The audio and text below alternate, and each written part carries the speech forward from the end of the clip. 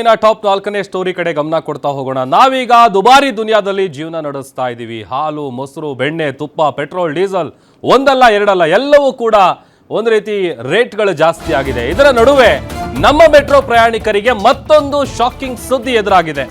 ಮತ್ತಷ್ಟು ದುಬಾರಿ ಆಗ್ತಾ ಇದೆ ನಮ್ಮ ಮೆಟ್ರೋ ಪ್ರಯಾಣ.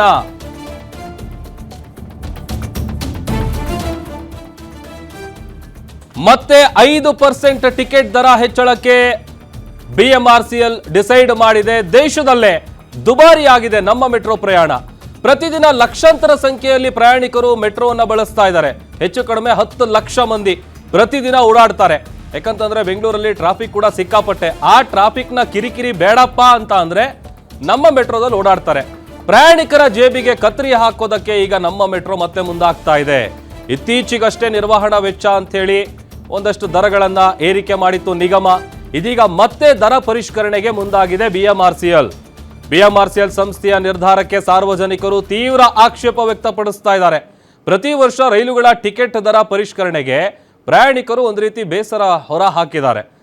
2011ರಲ್ಲಿ ಮೊಟ್ಟ ಮೊದಲ ಬಾರಿಗೆ ದರ ನಿಗದಿ ಆಯಿತು. ಅದಾದಮೇಲೆ 3 ವರ್ಷ ಗ್ಯಾಪು. 2014ರಲ್ಲಿ ಮೊದಲನೇ ಬಾರಿಗೆ ಟಿಕೆಟ್ ಪ್ರೈಸು ಜಾಸ್ತಿ ಆಗಿತ್ತು. ಅದಾದಮೇಲೆ 2017ರಲ್ಲೂ ಕೂಡ 2ನೇ ಬಾರಿಗೆ ದರ ಏರಿಕೆ ಆಗುತ್ತೆ.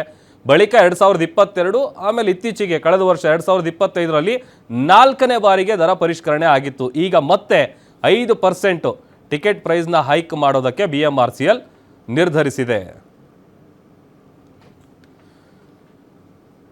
ಒಂದಷ್ಟು ಡೀಟೇಲ್ಸ್ ಕೊಡ್ತಾರೆ ನಮ್ಮ ಮೆಟ್ರೋ ಬ್ಯೂರೋ ಹೆಡ್ ಉಲ್ಲಾಸ್. ಡೆಸ್ಕಿಂದ ಲೈವ್ ಜಾಯ್ನ್ ಆಗ್ತಾ ಇದ್ದಾರೆ. ಉಲ್ಲಾಸ್, ಹಾಗಾದರೆ ಫೆಬ್ರವರಿಯಿಂದ ನಮ್ಮ ಮೆಟ್ರೋ ಪ್ರಯಾಣಿಕರಿಗೆ ಈ ಟಿಕೆಟ್ನ ಪ್ರೈಸ್ ದರ ತಟ್ಟುತ್ತಾ ಹೇಗೆ ಅಂತ?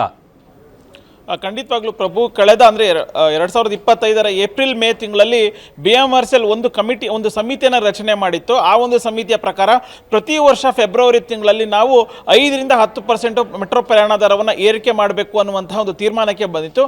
ಅದರ ಪ್ರಕಾರ ಕಳೆದ 8 ತಿಂಗಳ ಹಿಂದೆ ಮೆಟ್ರೋ ಪ್ರಯಾಣ ದರ ಏರಿಕೆ ಮಾಡಿತ್ತು. ಈಗ ಅದರ ಬೆನ್ನಲ್ಲೇ ಮತ್ತೆ ಫೆಬ್ರವರಿಯಿಂದ 5% ಮೆಟ್ರೋ ಪ್ರಯಾಣ ದರ ಏರಿಕೆ ಮಾಡಬೇಕು ಅನ್ನುವಂಥ ಒಂದು ತೀರ್ಮಾನಕ್ಕೆ ಬಂದಿದೆ. ಅಂದರೆ ಆ ಮೂಲಕ ಇಡೀ ದೇಶದಲ್ಲೇ BMRCL ಅತಿ ಹೆಚ್ಚು ಟಿಕೆಟ್ ದರವನ್ನು ಪ್ರಯಾಣಿಕರಿಗೆ ಹೊರೆ ಆಗ್ತಿದೆ ಅನ್ನುವಂಥ ಒಂದು ಖ್ಯಾತಿಗೆ ಒಳಗಾಗ್ತಿದೆ. ಸದ್ಯ ಬೆಂಗಳೂರಿನಲ್ಲಿ 96 ಕಿಲೋಮೀಟರ್ ಮೆಟ್ರೋ ತನ್ನ ಜಾಲವನ್ನು ವಿಸ್ತರಣೆ ಮಾಡಿದೆ.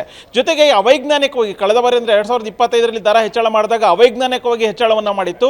ಇದು ಸರಿಯಲ್ಲ ಅನ್ನುವಂಥ ಒಂದು ಮಾತನ್ನು ಪ್ರಯಾಣಿಕರು ಹೇಳ್ತಾ ಇದ್ರು. ಜೊತೆಗೆ ಸ್ವತಃ ಸಂಸದ ತೇಜಸ್ವಿ ಸೂರ್ಯ ಕೂಡ ಸರ್ಕಾರಕ್ಕೆ ಪತ್ರ ಬರೆದಿದ್ರು. ಜೊತೆಗೆ ಕೇಂದ್ರ ನಗರಾಭಿವೃದ್ಧಿ ಸಚಿವರಿಗೂ ಕೂಡ ಪತ್ರ ಬರೆದಿದ್ದು. ಅಂದರೆ BMRCL ಅವೈಜ್ಞಾನಿಕವಾಗಿ ದರ ಹೆಚ್ಚಳ ಮಾಡ್ತಿದೆ, ಕೂಡಲೇ ಇದಕ್ಕೆ ಕಡಿವಾಣ ಹಾಕಬೇಕು ಅನ್ನುವಂಥ ಒಂದು ಮನವಿಯನ್ನು ಮಾಡ್ಕೊಂಡಿದ್ರು. ಜೊತೆಗೆ ಸಾರ್ವಜನಿಕರಾಗಿರ್ಬೋದು, ಮೆಟ್ರೋ ಪ್ರಯಾಣಿಕರು ಕೂಡ ಇಲ್ಲ, ಈ ರೀತಿಯಾಗಿ ಅವೈಜ್ಞಾನಿಕವಾಗಿ ಮೆಟ್ರೋ ದರವನ್ನು ಏರಿಕೆ ಮಾಡ್ತಾ ಇದ್ದು ಸರಿಯಲ್ಲ ಅನ್ನುವಂತಹ ಒಂದು ಆಕ್ರೋಶದ ಮಾತುಗಳನ್ನು ಆಡಿದ್ರು. ಇದ್ರ ಬೆನ್ನಲ್ಲೇ ಮತ್ತೆ ಇದೀಗ BMRCL ಮೆಟ್ರೋ ದರ ಏರಿಕೆ ಮಾಡಬೇಕು ಅನ್ನುವಂಥ ನಿಟ್ಟಿನಲ್ಲಿ ಒಂದು ಚಿಂತನೆಯನ್ನು ನಡೆಸಿದ್ದು. ಈಗಾಗಲೇ ಒಂದು ಸಮಿತಿ ಏನಿದೆ, ದರ ಪರಿಷ್ಕರಣೆಗೆ ಸಂಬಂಧಪಟ್ಟಂತೆ ಇರುವಂತಹ ಒಂದು ಸಮಿತಿಯ ಜೊತೆಗೆ ಈಗಾಗಲೇ 2 ಸುತ್ತಿನ ಸಭೆಯನ್ನು ಕೂಡ ನಡೆಸಿದೆ.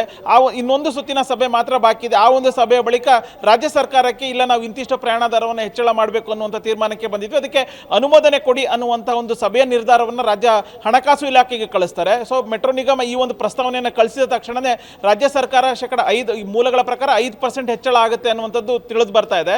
ಸೊ ಒಂದು ವೇಳೆ 5% ಆಯಿತು ಅಂತಂದ್ರೆ 96 ಕಿಲೋಮೀಟರ್ ವಿಸ್ತರಣೆ ಇರುವಂತಹ ನಮ್ಮ ಮೆಟ್ರೋ ಇಡೀ ದೇಶದಲ್ಲೇ ಅತ್ಯಂತ ದುಬಾರಿ ಮೆಟ್ರೋ ಪ್ರಯಾಣ ದರ ಅನ್ನುವಂಥ ಒಂದು ಖ್ಯಾತಿಗೆ ಒಳಗಾಗುತ್ತೆ. ಪ್ರಭು, ಓಕೆ, ಥ್ಯಾಂಕ್ ಯು ಉಲ್ಲಾಸ್, ನೀವೆಲ್ಲ ಡೀಟೇಲ್ಸ್ಗಾಗಿ.